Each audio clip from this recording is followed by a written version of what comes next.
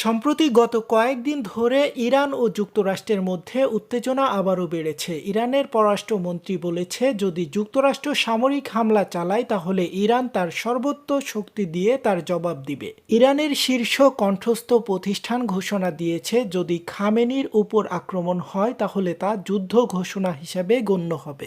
America যুক্তরাষ্ট্রের president এবং কর্মকর্তারা বলেছে, সব অপশন খোলা আছে এবং তারা নতুন হামলার সম্ভাবনার প্রেক্ষিতে এলাকায় তাদের সৈন্য ও যুদ্ধজাহাজ পুনরায় মোতায়েন করছে। ইতিমধ্যে যুক্তরাষ্ট্র ইরানের বিরোধী কর্মকাণ্ডে লিপ্ত কর্মকর্তাদের বিরুদ্ধে নতুন করে নিষেধাজ্ঞা দিয়েছে, যা রাজনৈতিক চাপ বাড়াচ্ছে।